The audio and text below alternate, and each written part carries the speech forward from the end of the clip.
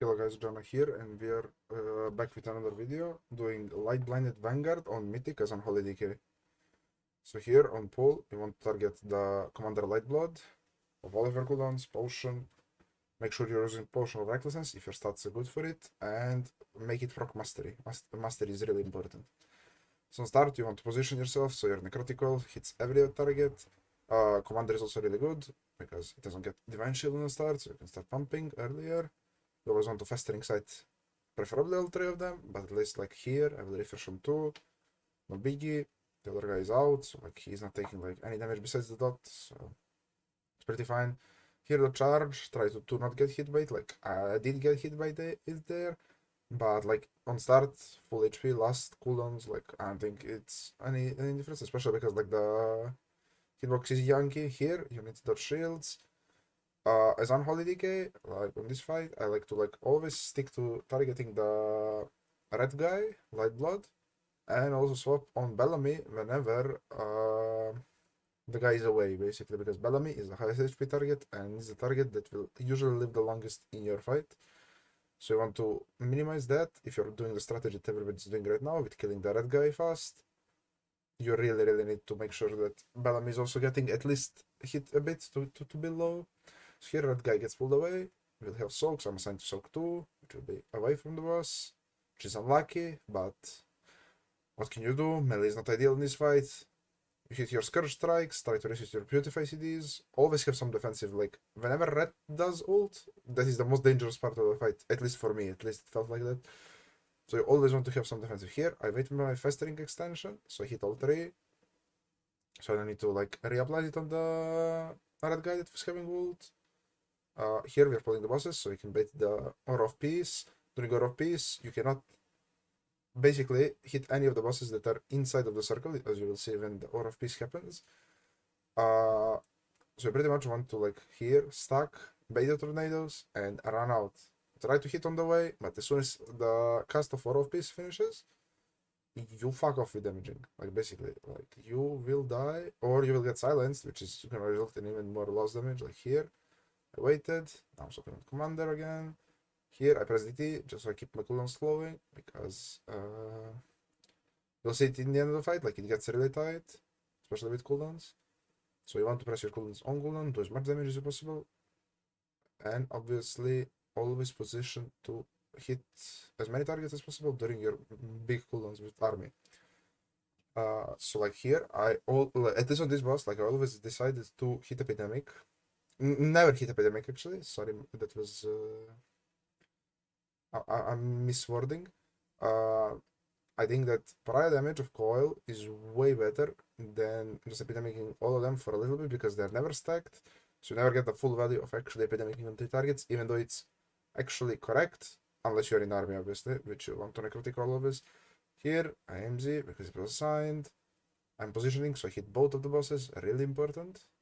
Like, necrotic oil is really funky with hitbox, so like you need to position to hit both of them. Otherwise, you're losing like basically half of your damage because necrotic oil does a really big damage. Which, as I mentioned before, like on this boss, ranges are better, but as Unholy DK, you can do pretty decent damage. As you can see, like in my raid, which also has like a lot of good players, showing up in the meters basically, and I'm only have my meter set up to 5. So I definitely did pretty good there. A little bit of that is Og, obviously, but then the other part is also I'm just doing good damage. Like the spec is not that bad, obviously, because you have a lot of range abilities. You hit a lot from range. Here, red guy's going away. Should I BF here? I'm not sure if I'm doing it. Yeah, I'm waiting for the hit. Dodge the shield, really important during the soak. But never leave the soak. If you leave the soak, somebody will die. So you always need to like dodge inside of the circle. The hammers, if you're getting hit, press MS. Death strike worst case. Obviously try to not have heal absorb, which happens during some of the combos. So with heal absorb, you cannot death strike obviously, so you will die.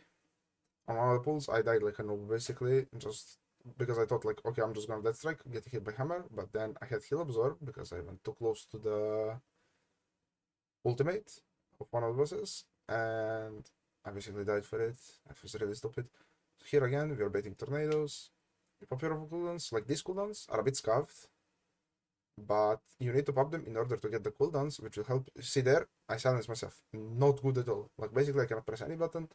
I'm losing infinite damage. Otherwise I would do like way more damage, especially like this is in end of forbidden knowledge, so like it's still like way more than outside of like normally outside of cities. It's really bad play for me there. But you know, we killed the boss in the end, so I was happy. Because this boss took us a lot of tries because we had like way too many melee. Like we had double Unholy DK, we had Red Paladin, we had Fury Warrior, Windwalker Monk, like way too many melees. Obviously it's triple Mistweaver, which is the best healer for this fight. We have like a lot of melees in our camp and we still like managed to kill it, so it is doable, but it's not ideal. So here we have a call that the guy, the red guy is way too low, so like I'm just swiping on sand, try to get it low as well. Like all of the bosses are really low. Like this is by far our best pull like in terms of damage. And I mean in the end we killed it on that one, so it was actually like perfect finishing the night. At least for this boss. But here, red guy, I want to send my army on it. No, I'm actually sending my army on sand. Yeah, I remember because a red guy was giga low, and then like we had Aura of Wrath in 20 seconds. Like this guy, like I saw target there just to make sure, but like if my army continued hitting sand, like basically the guy would die anyways because I'm claiming him. And I would just make other bosses like be way easier. Here, this is basically like if you don't kill the paladin here, like in like 3 seconds, 4 seconds from the moment we killed him, if you're using the strategy that every like guild is using at the moment of recording this video, you wipe. Like those soaks like hurt as hell if you actually have to play them. So everybody kills the red fast. Here, obviously we're focusing Chaplain because Chaplain is doing the ultimate next. Like if we kill Chaplain, we're killing the boss basically here. So the call is obviously hit the shield and don't kick. Like kicking this early is really bad. But somebody kicked it there early, so it could have wiped us, but it didn't, thankfully. And here we're just finishing the bosses. If you ever get Avenger Shield during this part, you need to press defensive. IMS, IBF, even AMZ for yourself. Try to hit another player obviously with shield, but yeah, like look here. People are pressing Zephyr, defensives, and like it starts to hurt a lot. Like this is the second part. AoE damage is ramping, like I press MZ there to help gamers. RDH dies, the boss dies here.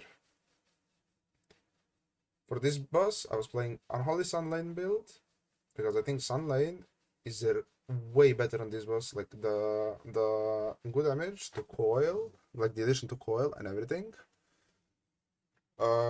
is really important, and I think it's really good for this fight. I think also like a rider is way better like on single target bosses, and I think Sunlane on like any boss with like a relevant cleave, like this one for example, is way better because then you're doubling your necrotic coils, your I mean obviously epidemics if you press them, but in this case you don't, and vampiric strikes do a lot of damage. And also I think you have the passive node which buffs your minions damage. So it's really good for your Menacing Magus Cleave. I'll post the build down below, but it's basically the raid build with only dropping Ghoulish Frenzy for Menacing Magus. But I will post it down in the description below. Thank you everybody for watching. I'll make obviously more raid videos. I was slacking a bit because we're doing like a lot of raid clears. I was kind of busy this week. And I'll also post a lot of M+ videos and like kinda walkthroughs through the dungeons themselves, because there's like a lot of small things that you can do on Unholy DK to maximize your damage, to maximize your living, and to maximize your usefulness to the group. If you like the content, make sure to drop a like, subscribe, and see you guys in another video. Peace.